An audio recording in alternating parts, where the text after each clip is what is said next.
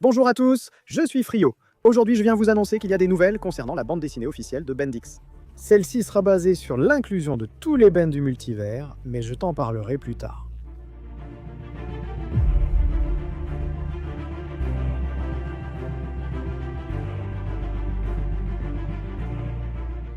Pour l'instant, Revive Bendix est une proposition de Duncan Rouleau. L'un des créateurs de Bendix est aujourd'hui le principal représentant de la série. C'est lui qui est constamment là, proposant des projets de Bendix à Cartoon Network, Home Box Office et à Dynamite Comics. La possibilité du retour de Bendix est proche. Le facteur clé dont on a besoin, c'est l'impact. Grâce à ça, les hauts responsables donnent leur feu vert pour qu'un projet puisse voir le jour.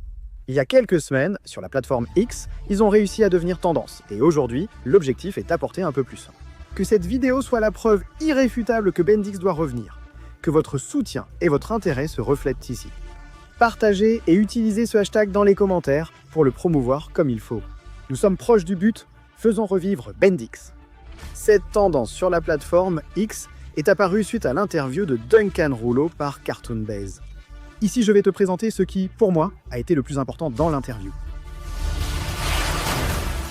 Duncan Rouleau a partagé des détails clés sur la nouvelle bande dessinée en développement avec Dynamite. Et même s'il n'a pas pu nous donner beaucoup de détails, ce qu'il nous a confié est vraiment intéressant. Et en fait, la prochaine bande dessinée de Bendix s'inspirera largement de chaque interaction du Ben dans l'Omniverse, ce qui, en quelques mots, signifie qu'ils utiliseront le meilleur de chaque version afin d'améliorer le projet actuel. Que ce soit les Omnitrix, les mises à jour que nous avons récemment vues sur la chaîne, les extraterrestres et même les voyages multiversels qu'ils peuvent faire. Les épisodes mélangeant le multiverse sont légendaires dans Bendix, un élément récurrent dans chaque saga. Dans la version originale, lorsque Ben est enlevé pour rencontrer son alter ego qui ne nomme pas les extraterrestres, DNS Supremacy Alien quand il rencontre Ben Suprême, dans Omniverse quand il rencontre de nombreux Ben du multivers, et même dans le reboot où il y a une guerre multiverselle. C'est le meilleur exemple que nous ayons. La deuxième chose qui a été mentionnée à propos de la bande dessinée, c'est qu'on cherchera à apporter de nouvelles situations de danger pour Ben, dans la bande dessinée. Je ne sais pas s'il l'a dit car nous venons de sortir du reboot. Une saga de Bendix qui divisait l'opinion.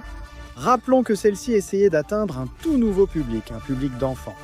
Donc les actions de Ben dans la série étaient en accord avec ça. Pourtant, je pense que le reboot n'est pas si mauvais. Ce résumé était là pour te faire changer d'avis et montrer que Ben a aussi été en danger, qui sont souvent rappelés en fin de saison, mais demeurent bons malgré tout. Le reboot de Bendix est critiqué pour son manque de situations dangereuses et son scénario médiocre. Je pense que les propos de Duncan Rouleau vont dans ce sens, même si, en y réfléchissant, la perte d'aliens ou la mort de personnages, ou même quelque chose d'aussi simple que le sang lui-même, ça donnerait un très bonne vibe qui irait parfaitement au personnage. Rappelons-nous que la saga de Bendix a grandi avec nous au fil du temps. Cela aussi est lié à la 4e question qui lui a été posée. Où je lis ?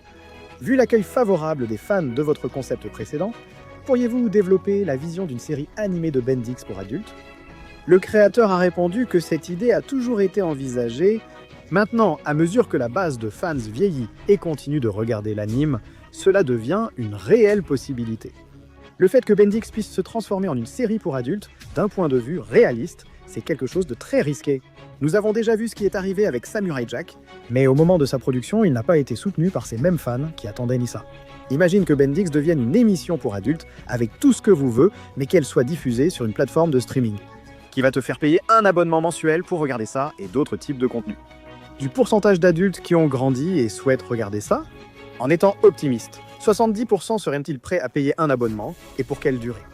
Tout indiquerait qu'au fil des épisodes, certains se perdront, d'autres resteront, et qui sait, d'autres se joindront.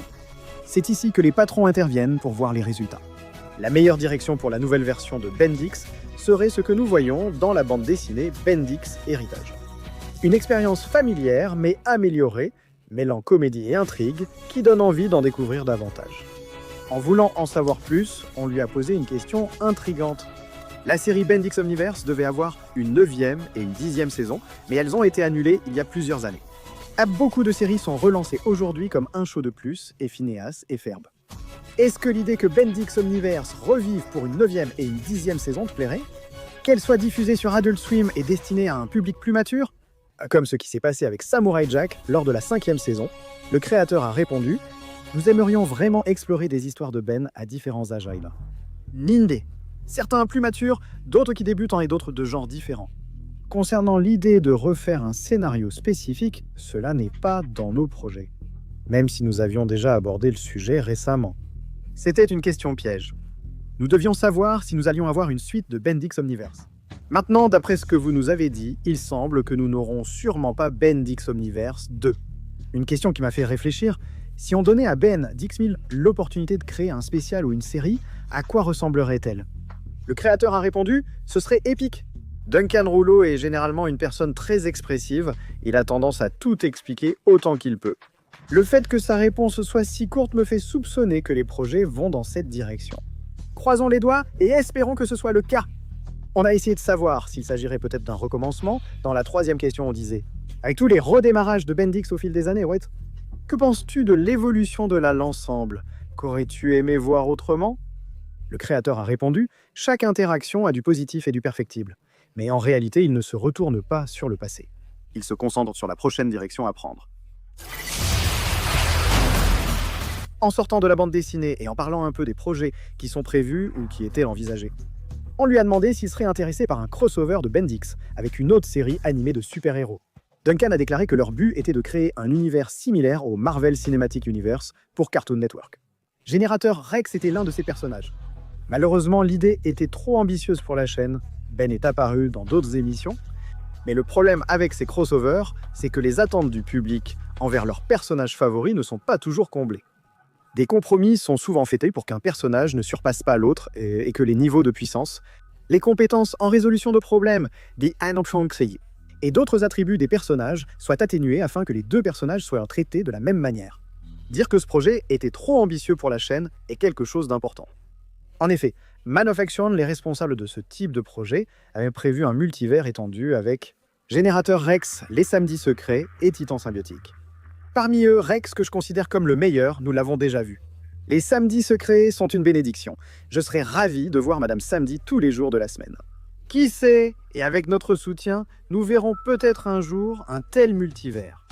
Concernant les adaptations en prise de vue réelle et les films, il faudra patienter, les licences n'étant pas toutes acquises. Donc pour l'instant, c'est quelque chose qu'on ne peut pas envisager. On parlait toujours d'un spin-off. Tu sais, à l'histoire d'un personnage secondaire comme Kevin Hans et Albedo, Gwen et même Charmcaster, qui s'avère être le personnage préféré de Duncan Rouleau.